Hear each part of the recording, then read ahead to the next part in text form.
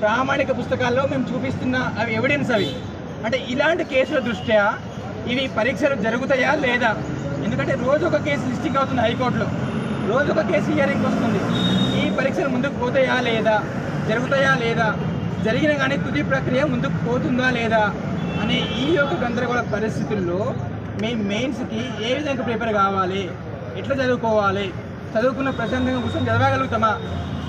కాబట్టి ఈ యొక్క సంశయ పరిస్థితుల్లో మాకు ఒక చైర్మన్ గారు కానీ ప్రభుత్వం నుంచి కానీ ఈ యొక్క సజావుగా పరీక్షలు ముందుకు పోతాయని చెప్పేసి ఎవరైనా ఇప్పటి వరకు భరోసా కల్పించిన దాఖలాలు అయితే లేవు. ఈ పరిస్థితుల్లో మేము చదివేది ఎట్లా?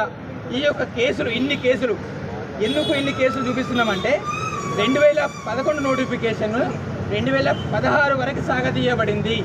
డ్యూ టు హైకోర్టులో ఉన్న కేసులు, బలమైన కేసులు, చిన్న తప్పిదాలు, బోర్డు చేసిన తప్పిదాలు. ఇప్పుడు కూడా సేమ్ పరిస్థితులు. అప్పుడు ఒక్క క్వశ్చన్ వల్ల 5 సంవత్సరాలు డిలే అయింది నోటిఫికేషన్. ఇప్పుడు బలంగా ఒక 5 నుంచి 6 క్వశ్చన్స్ ఖచ్చితంగా మారుతాయి. ఈ క్వశ్చన్స్ మారడం వల్ల దాదాపుగా ప్రిలిమ్స్ లిస్టే చేంజ్ అయిపోతుంది. హైకోర్టులో ఉన్న 5 నుంచి 6 కేసులు బలమైన కేసుల దృష్ట్యా ఏ ఒక్క కేసులు పిటిషన్కి అనుకూలంగా వచ్చినా మెయిన్స్ సెలెక్టెడ్ లిస్టే మారిపోతుంది. అప్పుడు మళ్ళీ కొత్త లిస్టు ప్రకటించాలి, మళ్ళీ పరీక్షలు మళ్ళీ పెట్టాల్సిన పరిస్థితి వస్తుంది. ఈ యొక్క పరిస్థితులు రాకుండా ఉండాలంటే ఈ యొక్క అన్ని కేసులు కొలిక్కి వచ్చిన తర్వాతనే ప్రక్రియ పైన ముందుకు పోవాలని చెప్పేసి మేము ఎన్నోసార్లు టీఎస్పీఎస్సీకి విన్నవించుకున్నాము. దాదాపు దఫాలుగా ఎన్నో బృందాలుగా టీఎస్పీఎస్సీకి 10ల సంఖ్యలో వినతి పత్రాలు ఇచ్చినాము. కానీ దీని మీద టీఎస్పీఎస్సీ బోర్డు కానీ ప్రభుత్వం నుంచి కానీ మాకు ఎలాంటి స్పష్టత రాలేదు.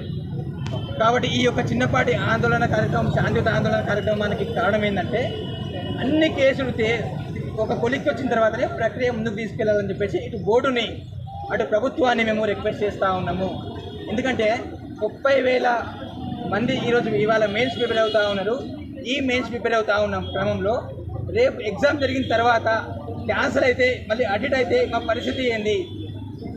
మొన్న మధ్యప్రదేశ్ హైకోర్టులో ఆ స్టేట్లో నోటిఫికేషన్ని 2019 ఇచ్చిన నోటిఫికేషన్ని మొన్న ఆగస్టులో ఆ యొక్క స్టేట్ హైకోర్టు కొట్టేసింది.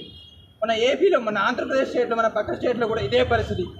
సో ఇలాంటి దృష్టాంతాలని మేము కారణంగా చూపిస్తూ మన స్టేట్లో అలాంటి పరిస్థితులు రావద్దు అని చెప్పేసి మేము కోరుకుంటున్నాం. కాబట్టి ఈ యొక్క కేసులన్నీ కొలిక్కి వచ్చిన తర్వాతనే ఇంకో బలమైన కారణం ఏంటంటే ఇన్ని కేసులు ఉన్నాయి కదా హైకోర్టులో, ఏ ఒక్క కేసు కూడా ఆ TSPSC public service commission in టైంలో స్పందిస్తలేదు. నెలల తరబడి కౌంటర్ ఇవ్వకపోవడం వెనుక అసలు కారణం ఏంటి? నెలల తరబడి కౌంటర్ ఇస్తలేరు అంటే మేము మా యొక్క అనుమానాలు బలంగా ఉన్నాయా లేదా?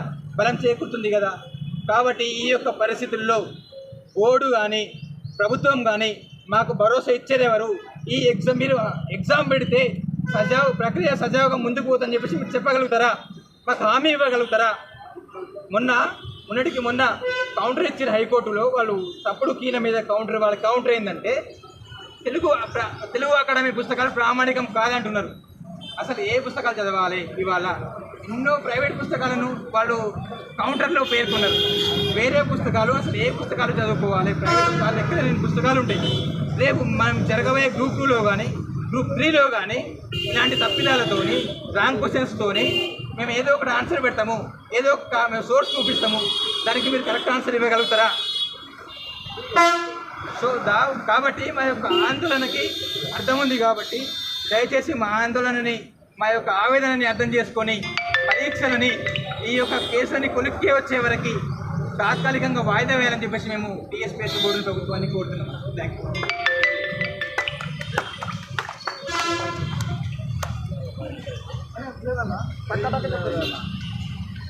పబ్లిక్ సర్వీస్ కమిషన్ చేస్తున్నటువంటి ఒక దృష్టాంతమైన చర్య